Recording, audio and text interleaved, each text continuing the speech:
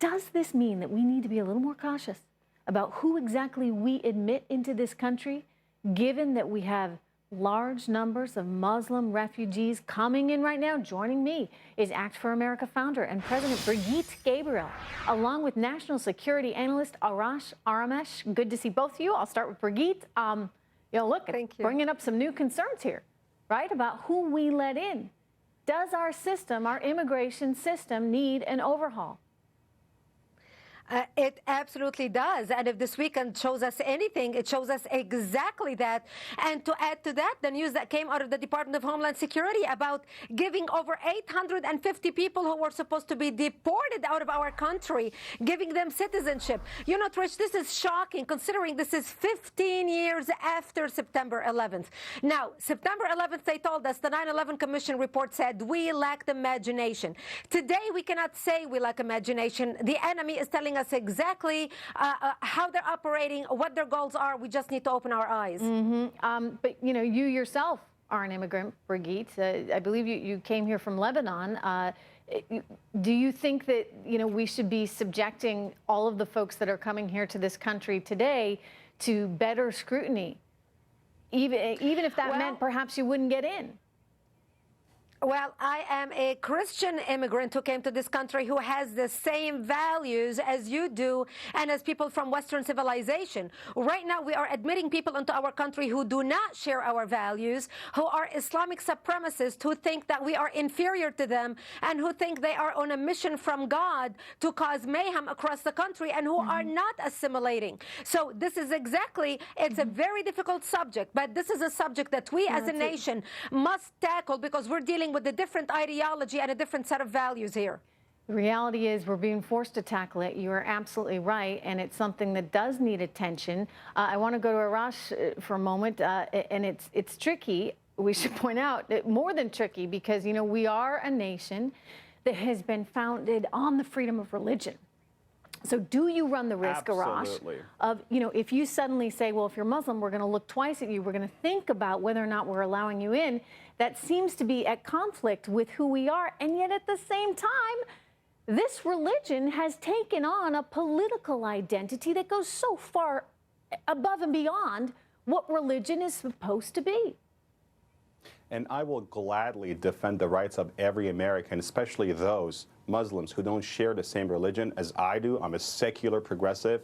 I would defend Bridget's right to worship her God, to worship Christianity in this country. But let me tell you something. You mentioned two immigrants, one Somali, one Afghan American, who carried out two heinous attacks in New York and Minnesota. But what you forgot to mention was this is September. Millions of students are going back to school. Of those millions of students going back to school, a record number of immigrants were admitted to top schools from the East Coast to the West Coast, from UCLA and Stanford and Yale to Harvard and MIT and Princeton. You forgot to mention that. You forgot to mention that the record number of immigrants actually own businesses in this country. And you also forgot to mention that it's those immigrants that have made the American experience so unique, so great. And you know what? So, you know, Arash, 7 years ago. You're misunderstanding Brigitte. I don't think anyone's saying that immigration is bad. I mean, she just pointed out that she is an immigrant. Brigitte is okay with phalanges. Refugees. We're talking people here about refugees. We're looking at the Somali refugee, and we're looking at another Afghani. He was not a Somali refugee. We're talking about refugees who are coming to this country. They were not refugees. Their parents came as refugees. They were not Absolutely. refugees. All the Somalis that came into the United States starting back 3 decades, 150,000 Somalis were resettled. All of their first parents came as refugees. The kids became naturalized citizens later. And here we have a Somali citizen who basically was raised here, paid for by our tax dollars, went for our schools, with our aid, who ended up being an enemy of our country. So I hear you, but how do you change that? I mean, you have people, communities that have lived here now for decades. Their children have grown up. I mean, we saw the same thing in Orlando, right? I mean, these people are now Americans, and they have about 1 or 2 in the population of 10 or 11 million. That has turned very anti-U.S. Bridget, you had your time. Bridget, you had your time. Bridget, you had your time. So here's the thing. You're talking about 1 or 2 people in a You're talking about from America fighting without Bridget. Bridget, you can keep yelling. This is not the Lebanese civil war. So calm down and let me actually answer questions. So here's the thing. Here are the facts. Here are the facts.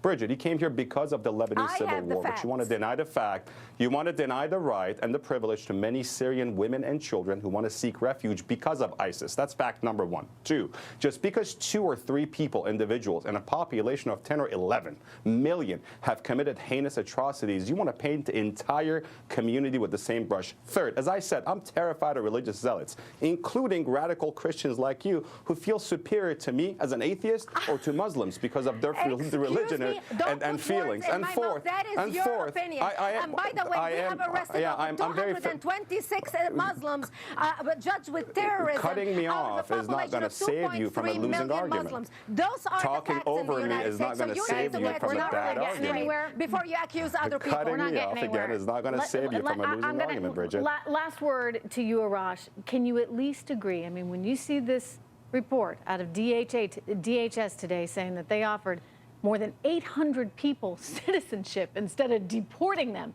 that we need to start thinking, looking hard at our Department of Homeland Security and thinking about the immigration system that has certain failures.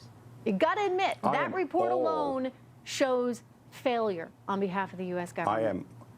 I am all for tougher, stringent, scrutinizing and scrutiny. There's no doubt about it. We got to help our law enforcement and our intelligence. But 800 people out of about 1 million or 1.5 million who get naturalized every year, it's a very small percentage. And B, Bridget, yelling is not going to save you from a losing argument. Thank you. Good to see you both, as always. All right, lots of talk.